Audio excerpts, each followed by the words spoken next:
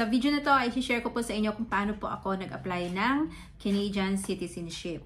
Sa katunayan po ay lampas-lampas na po ako sa isa sa mga requirements, yung tinatawag na physical presence dito sa Canada. Dapat po sa physical presence ay meron po tayong 1,095 days. Kumbaga, 3 years po out of 5 years na tumira tayo dito sa loob ng Canada.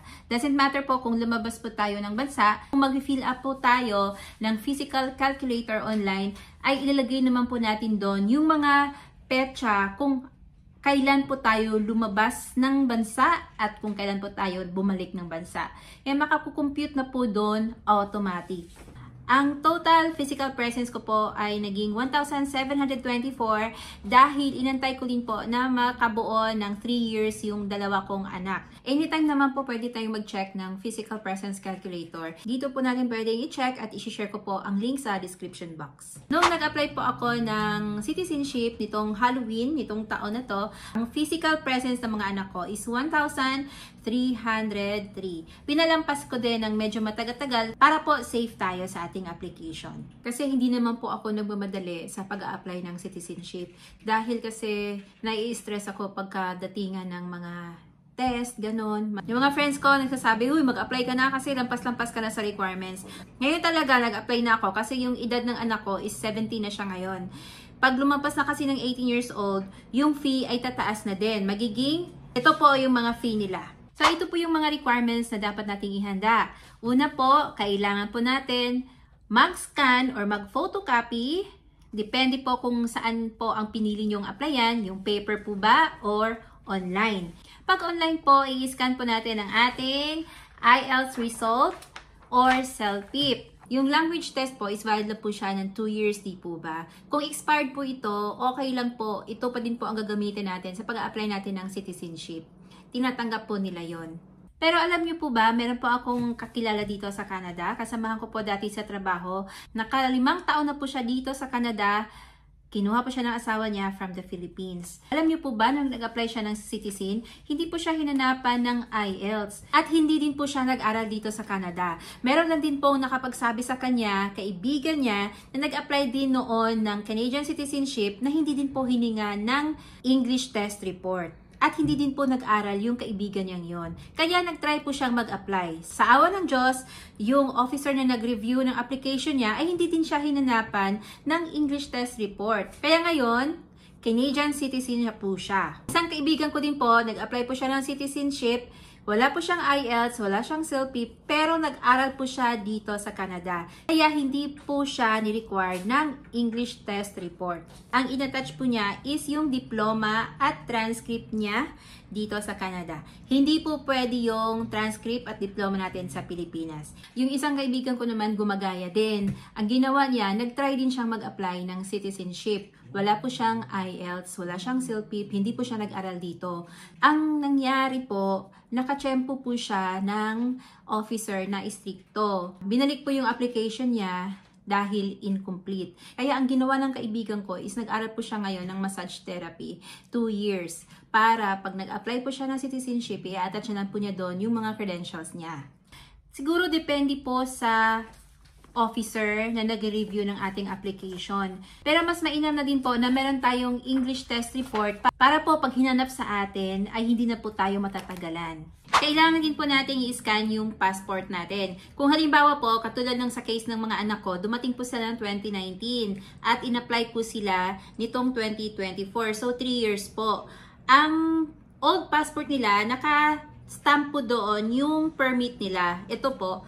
Kaya sinama ko sa pag-i-scan itong old passport at saka yung new passport nila. Kasi itong old passport nila kung saan nakastamp yung permit is nag-expire na. Kaya nirenew ko po siya dito sa Canada. Ganon din po sa akin. Kasi nung unang passport ko, naka-attach yung permit ko doon, nag-expire na, nirenew ko po dito sa Canada. At bilang pa po siya sa required years na pag-apply ko. Kaya sinama ko din po. Mag-i-scan din po tayo ng 2 valid IDs. Ang in-scan ko po is yung PR card ko at saka yung driver's license ko. Ano din po sa mga anak ko, yung sa panganay ko, ang in-attach ko yung learner's driver's license niya at PR card niya. Yung sa bunso ko, yung health card, at saka yung PR card niya. I-scan nyo po yung harap at likod kung ano man po yung ID na i-attach nyo po sa pag-a-apply nyo.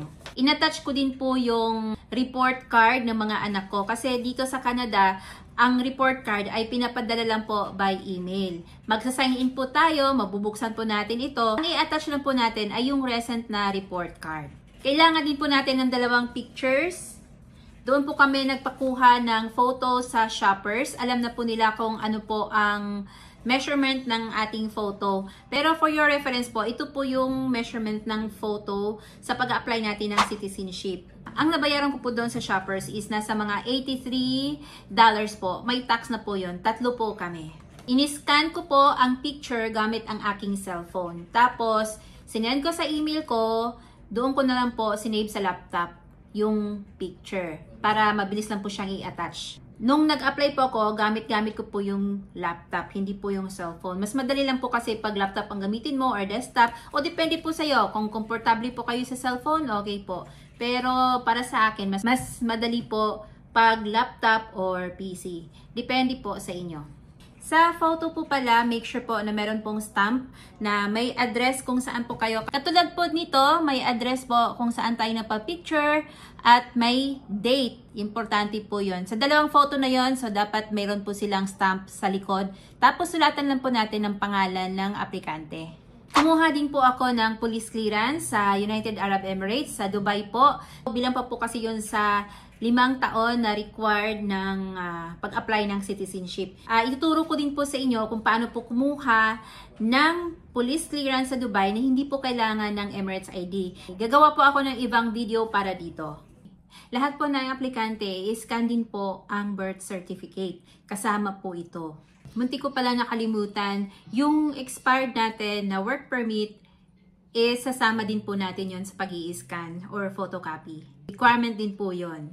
Kung tatanungin niyo po ako kung ano po ang magandang mag-apply, paper or online, mas maganda po ang online kasi hindi ka na po ma-hassle na mag-print or pupunta ng library at mag-print, ganon. Tapos pupunta sa post office para ipadala.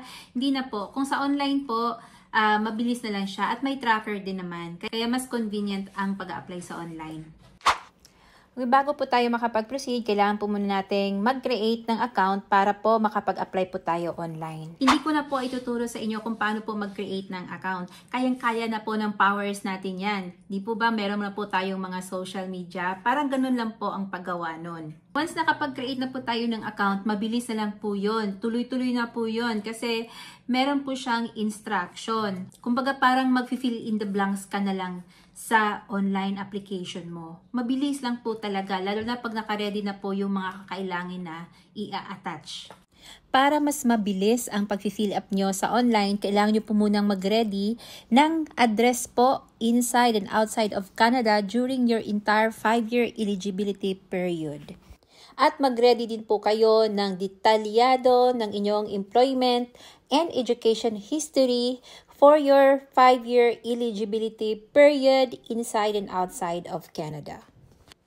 At pati na din po yung mga taon kung kailan po kayo nag-file ng tax in the last 5 years. Kailangan nyo pong i-ready yung SIN number nyo, yung UCI number nyo, yung nakikita natin na number sa ating COPR. Kailangan nyo pong i-ready yun.